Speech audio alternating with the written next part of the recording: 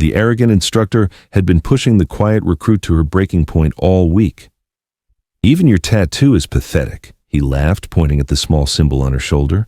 But when the visiting admiral saw that same tattoo and dropped to attention, everyone realized they had been watching a Navy SEAL legend hiding in plain sight. From which city around the world are you watching today? If this story moves you, please subscribe to Rising Life Stories to help us share more stories of hidden heroes. But that pathetic tattoo wasn't just ink. It was the Trident of Honor, a classified insignia given only to Navy SEALs who had completed the most dangerous missions in military history. The quiet recruit enduring abuse was actually Commander Rachel Stone, the first woman to earn the Navy's highest combat decoration and the architect of 3 successful hostage rescue operations that had saved over 200 lives. What Instructor Martinez didn't know was that Commander Stone was conducting an undercover investigation into reports of abuse and corruption in the training program. She had volunteered to go through basic training again, stripped of her rank and honors, to expose instructors who were breaking military protocol. The moment that visiting admiral recognized her legendary tattoo, Martinez's career was about to come to a very public and humiliating end. The hammer was indeed about to come down, and it would be wielded by someone he never should have messed with. Naval Station Great Lakes buzzed with the familiar sounds of military training as another class of recruits began their 8-week journey to becoming sailors. Among the sea of nervous faces and regulation haircuts, one figure stood apart not for her appearance, but for her quiet composure in the chaos of basic training. Rachel Stone had registered as Recruit R. Martinez, a name carefully chosen to blend into the diverse backgrounds of her training class. At 34, she was older than most recruits, but her official paperwork listed her as 22 with a background in retail management. Everything about her identity had been meticulously crafted by naval intelligence to ensure her cover remained intact. To her fellow recruits, Rachel appeared to be exactly what her fabricated file suggested, a quiet woman from Phoenix who had joined the Navy seeking direction in her life. She kept to herself during meals, struggled appropriately with physical training, and asked the kinds of basic questions that would be expected from someone with no military experience. But beneath the carefully constructed facade, Rachel Stone was one of the most decorated special operations officers in Navy history. Her real service record, sealed in the deepest classified files, told the story of a woman who had led missions in 12 countries, spoken 4 languages fluently, and earned commendations that most officers could only dream of receiving. The tattoo on her right shoulder was so small that most people never noticed it, a simple design that appeared to be nothing more than a stylized anchor surrounded by 3 stars. To civilian eyes, it looked like typical military-themed body art that thousands of service members carried. But to those with the highest security clearances, that symbol represented something far more significant.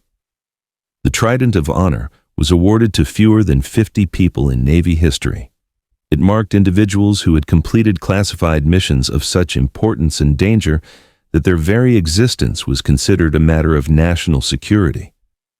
Rachel had earned hers during a hostage rescue operation in Somalia, where she had single-handedly infiltrated a terrorist compound and extracted 12 humanitarian workers who had been held for 8 months. Her cover story for joining the Navy was simple and believable. A woman seeking stability and purpose after a series of dead-end civilian jobs. Her recruiter had been briefed to treat her exactly like any other enlistee, with no special consideration or acknowledgement of her true background. The investigation that had brought her to Great Lakes was the result of mounting complaints from former recruits and concerned families. Reports of excessive physical punishment, psychological abuse, and violations of military training protocols had reached the highest levels of naval command. Traditional investigations had failed to uncover evidence of wrongdoing, as instructors modified their behavior when they knew they were being watched. Rachel's mission was different. She would experience the training program exactly as any vulnerable young recruit would, documenting everything she witnessed and building an airtight case against any instructors who crossed the line from tough training into abuse. The assignment was personal for Rachel in ways that her superiors didn't fully understand. Early in her own naval career, she had experienced harassment and abuse that had nearly driven her from the service. Only the intervention of a senior female officer had kept her in the Navy long enough to discover her exceptional talents for special operations. Now, 20 years later, she was in a position to ensure that other young women wouldn't face the same trials she had endured. But to be effective, she had to endure whatever was thrown at her without breaking character or revealing the combat skills that could handle any physical challenge these instructors might devise. Chief Petty Officer Miguel Martinez ruled his training division with the kind of iron fist that military regulations technically prohibited, but institutional culture often overlooked. At 45, Martinez had spent 22 years in the Navy without achieving the kind of career advancement he believed he deserved. His frustration with his own limitations had evolved into a bitter resentment toward recruits who he perceived as weak or undeserving. Martinez had noticed recruit R. Martinez from her first day, not because of any particular deficiency in her performance, but because something about her quiet confidence irritated him. She didn't break down and cry like some of the younger female recruits. She didn't beg for mercy or make excuses when faced with difficult challenges. She simply endured whatever was thrown at her with a calmness that Martinez interpreted as disrespect. The harassment began subtly, as it always did. During the second week of training, Chief Martinez started singling out Rachel for additional attention during physical training sessions. "Martinez," he would bark across the training ground, "your form is pathetic. Drop and give me 20 push-ups." Rachel would comply without complaint, executing perfect push-ups while Martinez stood over her, waiting for signs of weakness or frustration that never came. Her real fitness level was far beyond what she was displaying, but she had to maintain the performance of someone struggling to meet basic military standards. "You think you're tough, Martinez?" Chief Martinez asked during one particularly grueling session. "I've seen wet paper bags with more backbone than you." The verbal abuse escalated daily. Martinez seemed determined to find Rachel's breaking point, pushing her with increasingly personal and inappropriate comments that crossed professional boundaries. He mocked her appearance, questioned her intelligence, and made thinly veiled threats about her ability to complete the program. "Maybe you should quit now and save us all the embarrassment," he suggested during week 3. "The Navy isn't for everyone, especially people who think they can just coast through on good looks." Rachel's fellow recruits watched these exchanges with growing discomfort. Several of them had begun trying to shield her from Martinez's attention, taking on extra duties or volunteering for difficult assignments to redirect his focus. But Rachel discouraged their intervention. She needed to document the full extent of Martinez's behavior without interference. The small recording device hidden in her uniform captured every inappropriate comment, every violation of military protocol, and every instance of abuse that would have been career-ending for Martinez if anyone in authority had witnessed it. But Rachel's mission required more than just documenting his behavior. She needed to establish a pattern that would implicate the broader institutional failures that allowed such conduct to continue. During week 4, Martinez's attention shifted to Rachel's tattoo. He had noticed the small design during a uniform inspection, and it became another tool for his harassment. "What's that garbage on your shoulder, Martinez?" he demanded, forcing her to display the tattoo for the entire platoon. "We don't allow gang symbols in the Navy." "It's not a gang symbol, Chief," Rachel replied calmly. "It's just a design I got when I was younger." "Looks like gang trash to me," Martinez sneered. "Maybe you should have thought about that before you tried to join the real military." The irony was profound. Martinez was mocking a symbol that represented the highest levels of military achievement while demonstrating exactly the kind of unprofessional conduct that true military leaders would never tolerate.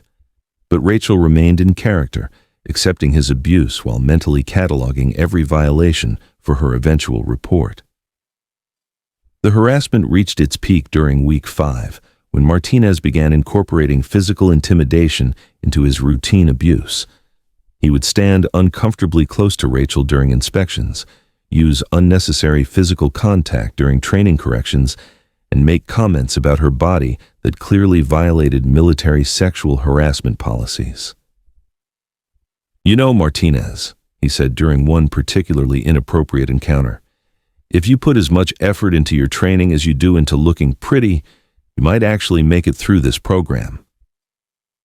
Rachel's training in special operations had prepared her to handle far more dangerous situations than an abusive instructor, but maintaining her cover required allowing the harassment to continue.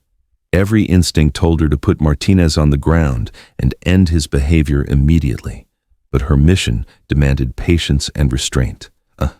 The other recruits in her platoon had begun to rally around Rachel, recognizing that Martinez's treatment of her was excessive even by military standards. Several had quietly approached her to offer support and suggest reporting his behavior through official channels. "You don't have to take this," whispered recruit Jennifer Adams during a rare moment when Martinez was out of earshot. "What he's doing isn't right, and there are people who would listen if you made a complaint." Rachel appreciated their concern, but she couldn't explain that Martinez's abuse was exactly what she needed to document. Her investigation required evidence of systematic problems, not just individual incidents that could be dismissed as personality conflicts. As week 6 approached, Rachel could sense that Martinez was building toward something more serious.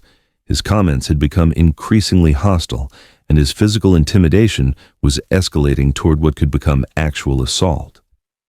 She prepared herself for whatever was coming, knowing that her cover story required her to endure it without revealing the combat skills that could end the situation instantly. Week 6 brought the arrival of Admiral Patricia Hayes for her quarterly inspection of training facilities. Admiral Hayes was known throughout the Navy as a reformer who had zero tolerance for the kind of institutional problems that allowed abuse to flourish in training programs. Chief Martinez was nervous about the Admiral's visit, but he was confident that his carefully maintained public facade would hide his treatment of problematic recruits like R. Martinez. What he didn't know was that Admiral Hayes had specifically requested to observe training sessions without advance notice, hoping to see the programs as they actually operated rather than as polished presentations. The morning of the inspection, Martinez was in particularly foul mood.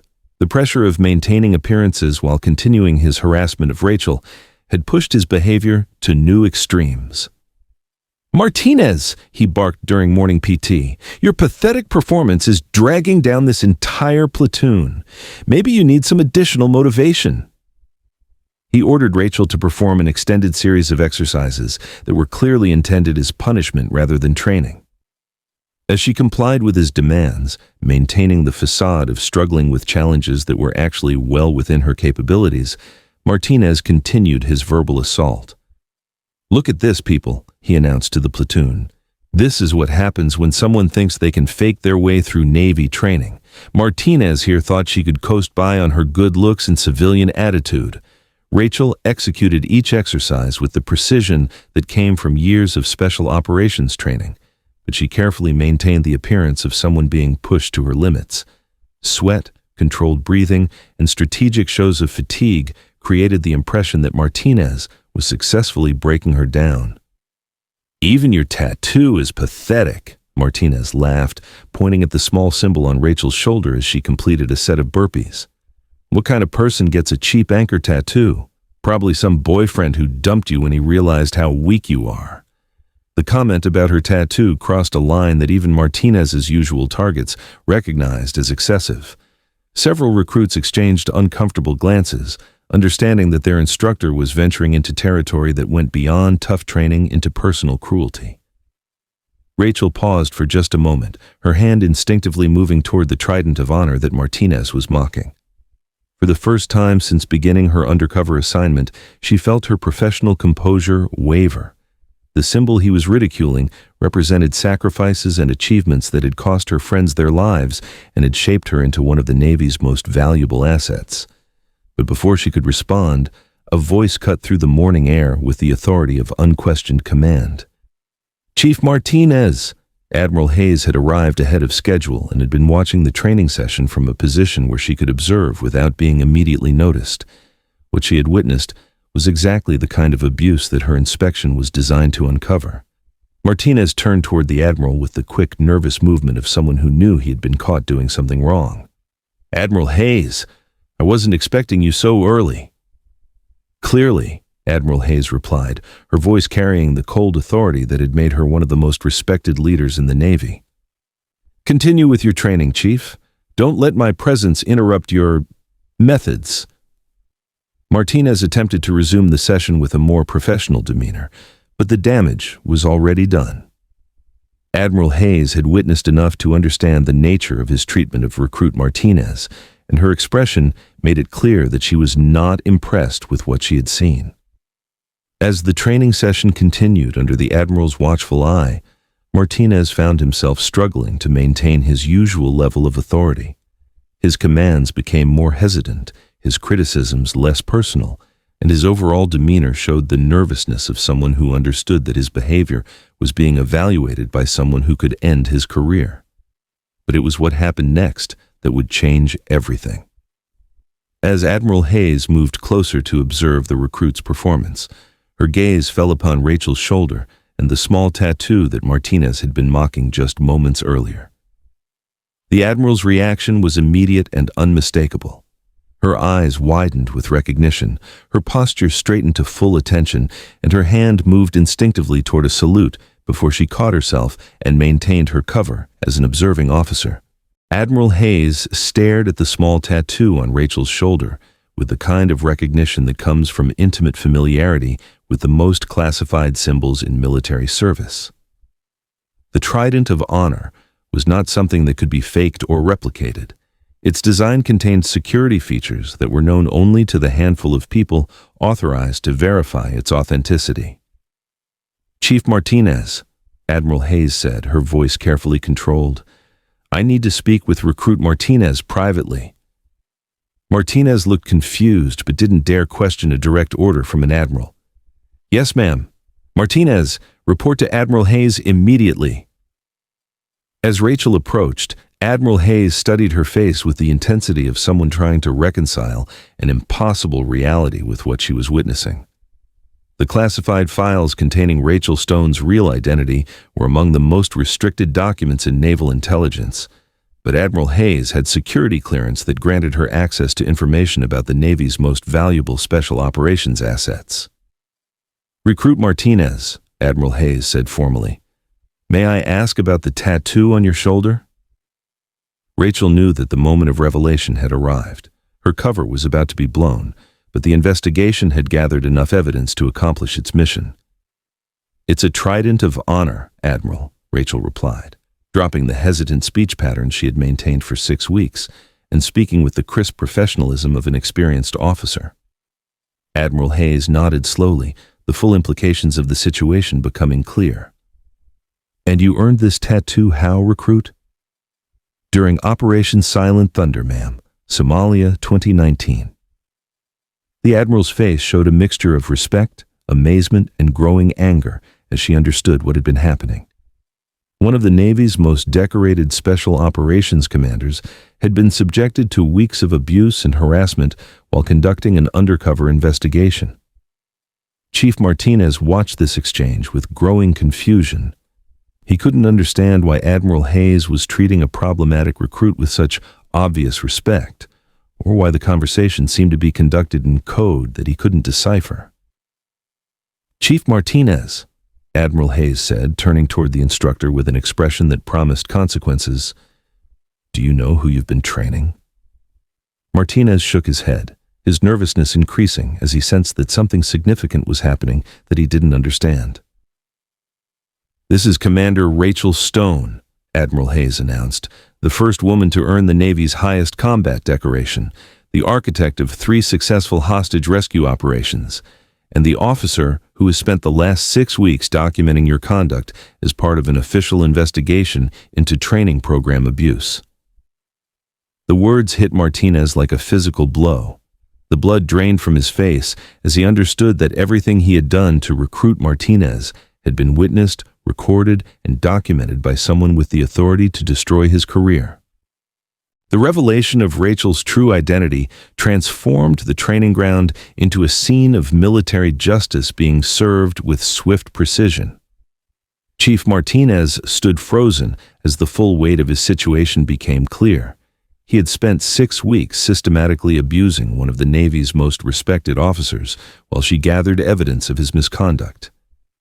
"Commander Stone," Admiral Hayes said, "I assume you have documentation of Chief Martinez's behavior?"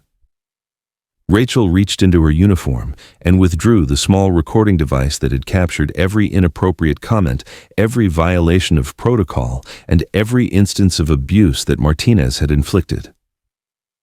"6 weeks of comprehensive documentation, Admiral," Rachel replied, "including violations of military sexual harassment policies, abuse of authority, and conduct unbecoming of a military instructor."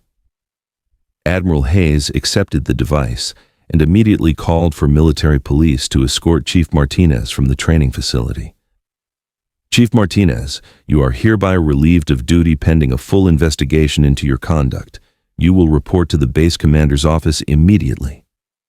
As Martinez was led away, still stunned by the revelation of what had just happened, Admiral Hayes addressed the assembled recruits who had witnessed the entire exchange.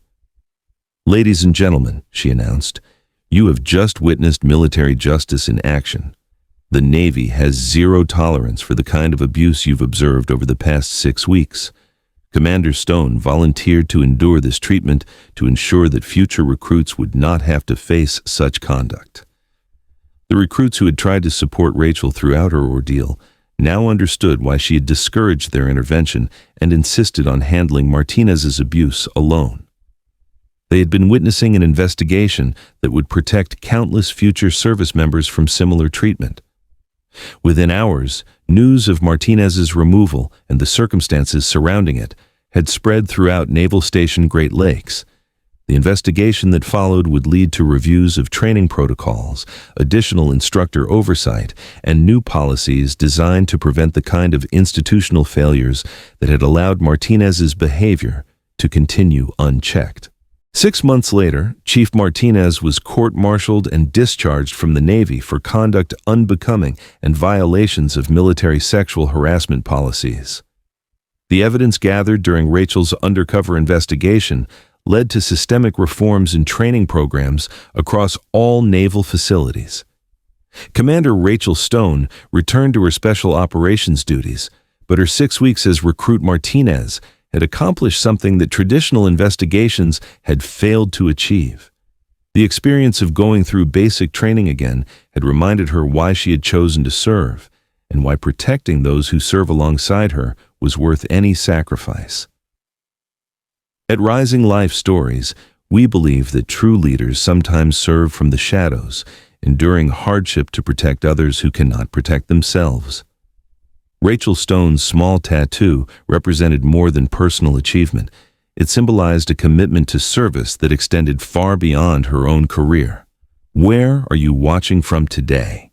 If this story of hidden courage and ultimate justice inspired you, please subscribe, because there are heroes working behind the scenes to ensure that those who serve our country are treated with the respect and dignity they deserve.